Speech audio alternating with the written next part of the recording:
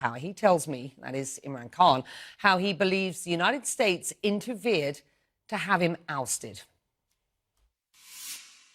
On the 7th of March, Becky, Under Secretary of State in the US, who's responsible for South Asia, he calls our ambassador, a meeting between our ambassador in Washington.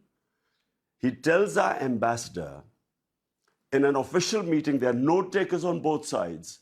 He tells the ambassador that unless you get rid of your Prime Minister Imran Khan in a vote of no confidence, which, by the way, hadn't been tabled as yet, but he seemed to know about it, he said, unless you get rid of him, Pakistan will suffer consequences. And then goes on to say, of course, if you get rid of him through the vote of no confidence, all will be forgiven. Such arrogance, apart from anything else. By the way, Becky, this guy should be sacked for bad manners and sheer arrogance. Imagine telling a country, an ambassador of a country of 220 million people that you get rid of your prime minister. So this is where it started. The next day, this vote of no confidence is tabled in our parliament. And then follows... Why have you never made this public before? You are being very specific about what you allege was said. Well, Becky, I put it in front of our cabinet. This cipher was read out in the cabinet. There are minutes of the cabinet. Then I presented it in our National Security Council, where all the service chiefs were present. Why did I present them? Because this was a blatant intervention in the internal affairs of Pakistan, a regime change. As Prime Minister at the time, did you get in touch with the US President, with the US Secretary of State? What happened? The National Security Council decided to give a démarche, protested to the US in Pakistan and in Washington. We issued it. This is all minuted. Then we presented it to the Parliament Committee, then the Speaker of Parliament, then the President of Pakistan, who has this cipher, he sent it to the Chief Justice of Pakistan that there should be an inquiry held in this blatant interference in the internal affairs of Pakistan. Pakistan's new foreign minister says the United States and his country are entering a new engagement after what has been years of strained relations. And you and I have talked about those strained relations under your premiership. Do you believe, for the sake of Pakistan, that it is better to have a good relationship with the United States?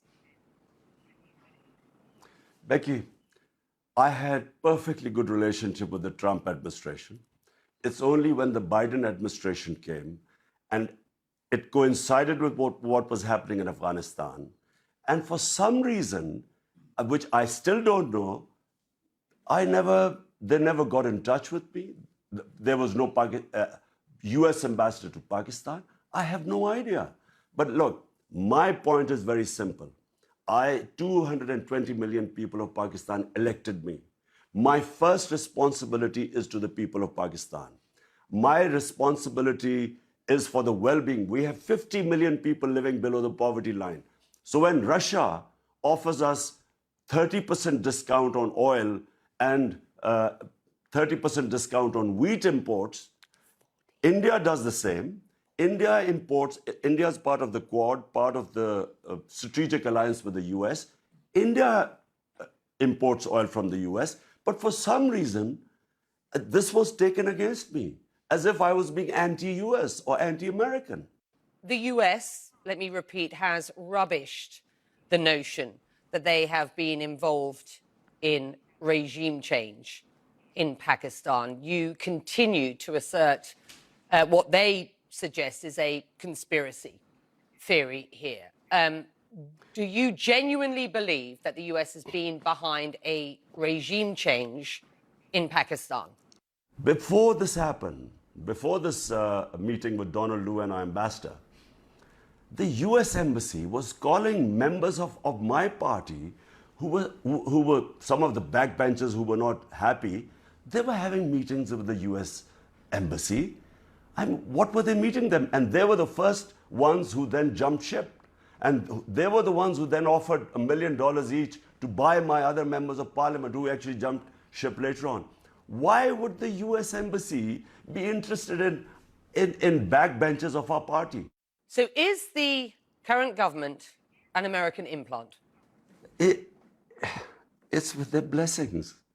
And, you know, the painful thing, Becky, is not just that everyone, we all call it imported government, but the worst thing is they're a bunch of criminals. For 30 years, these guys have been plundering the country. 60% of the cabinet is on bail. You were in Russia meeting President Putin the day he announced the war in Ukraine. The optics didn't and don't look good, do they? They didn't, Becky, but let me explain to you, this visit was planned a long time back, and all the stakeholders in Pakistan were on board. The military wanted hardware from the Russians. We wanted oil. There was a gas pipeline which was being negotiated for the past 6 years before my government came in. So this trip was planned a long time before. How would I know that the day I land in Moscow, President Putin decides to go into Ukraine? I wasn't supposed to know that. Do you regret that trip now? I would regret if we had known about the invasion and then I had gone in, I guess I would have regretted it, because I do not believe in military solutions. I have opposed all military ways of achieving political ends. So, but I wasn't supposed to know. Imran Khan, will you run again? Will you run again as Prime Minister in the next elections? Whenever the next elections take place, not only will we run, but I can predict right now that this will become the biggest party in Pakistan's history, because people are so incensed and feel insulted that these criminals have been foisted upon us, who have been plundering this country for 30 years. There is anger in Pakistan. And unfortunately, because of all this becoming public, the cipher, Donald Rue's comments, who should be sacked for bad manners, there's anti-Americanism. Because you know that so many regime changes, where the US, like in Iran, Prime Minister Mossadegh, like in South American countries, when unpopular governments are foisted on a people, the resentment then goes to against the US. And unfortunately, yes, there is anti-Americanism right now.